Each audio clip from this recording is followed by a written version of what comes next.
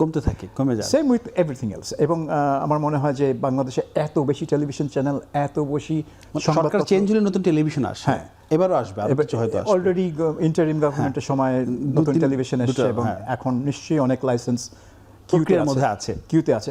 So এখানে মানে তাদের ওজন, তাদের ইম্প্যাক্ট কমতে বাধ্য, এটা নিয়ে কোনো সন্দেহ নেই। আগে যেরকম বাংলাদেশ ইভেন 60-এর দশকে পাকিস্তান অবজারভার বলুন বা ইত্তেফাক বলুন, সেখানে একটা রিপোর্টের যেই ইম্প্যাক্ট থাকতো, আজকে হ্যাঁ আপনি বলতে পারেন যে ডেইলি স্টার এবং প্রথম আলো এই দুইটা এখনও শক্তিশালী পর্যায়ে আছে। তাদের রিপোর্টিং, তাদের এডিটোরিয়ালে একটা মানে ইম্প্যাক্ট না হলেও লোকে এটা মানে আস্থা রাখে। হ্যাঁ, আস্থা রাখে যে এই দুটো পত্রিকার উপর। কিন্তু পত্রিকা তো অসংখ্য, অন্যদের কি ইম্প্যাক্ট আছে, অন্যরা কি করছে, অন্যদের ভ্যালু কি, সো সেটা নিয়ে প্রশ্ন করতে পারেন। সেম উইথ টেলিভিশন, একটা টেলিভিশন নাই যার একটা রিপোর্টিং কিছু বদলে দিয়েছে বাংলাদেশে। আমি জানি না, আপনি টেলিভিশনে কাজ করেন, আপনি হয়তো বলবেন যে না আমাদের এই রিপোর্ট এই করেছে সে, কিন্তু আমি দেখি আমার চোখে পড়ছে না। কিছু ইনভেস্টিগেশন হয়, কিছু স্টোরি হয় যেগুলোর প্রভাব পড়ে, কিন্তু আপনি যেভাবে বলছেন তখনকার সময় ইত্তেফাক বা ওই সময় পাকিস্তান অবজারভার যেভাবে ছাপা হতো এবং ওটাকে কেন্দ্র করে রাষ্ট্র হয়তো কোনো ব্যবস্থা নিত দ্রুত বা কোনো চেঞ্জ আসতো, সেরকম না হলেও কিন্তু কিছু যে হয় না তা না। জি, ইনভেস্টিগেশন আমি দেখেছি কিছু, কিন্তু যেটা আসল কাজ মিডিয়ার, ক্রাইম নিয়ে একটু বেশি হয় ইনভেস্টিগেশন। হ্যাঁ, ক্রাইমে একটি সহজ, কারণ আপনি ক্ষুদ্র ক্রিমিনালকে ধরছেন, কিন্তু হ্যাঁ অমুককে ঘুষ খাচ্ছে, তমুকে একটু 2 নম্বরই করছে, তমুক রেস্টুরেন্টে ভেজাল খাওয়ার, এগুলো হচ্ছে মানে গরিব মানুষের ক্রিমিনাল। বাংলাদেশে ডাকাতি হচ্ছে উচ্চ পর্যায়ে, ব্যাংক ডাকাতি হচ্ছে হাজার হাজার কোটি টাকার, সেগুলো কিন্তু আপনি রিভিল করতে পারছেন না সেগুলো।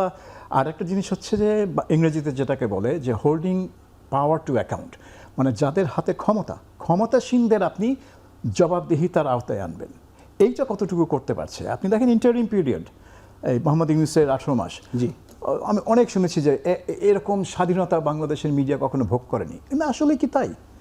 কতটা জবাবদিহিতা করতে হয়েছে ইউনূস সরকারকে।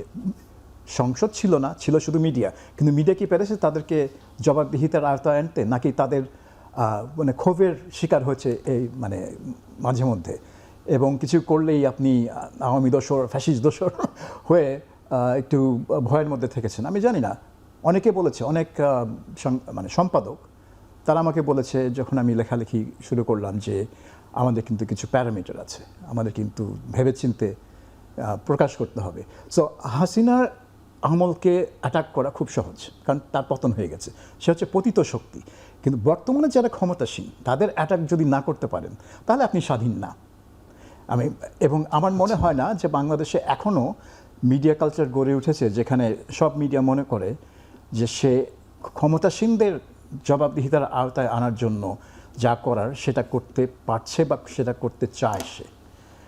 কারণ আমি জানি এটা ভয় না জাস্ট একটা সাংস্কৃতিক ব্যাপার হয়ে গেছে, কিন্তু এটা হচ্ছে না। কাজেই এই এই এই মানে একদিকে সাংবাদিকদের মধ্যে অনৈক্য, আরেকদিকে মানে টেলিভিশন, নিউজ পেপার, আর এখন তো আসছে ডিজিটাল যুগ, সেটা তো আরেকটা দিগন্ত খুলে দিয়েছে এবং আরেকটা বাজার সৃষ্টি করেছে এবং আরেকটা সম্পাদকীয়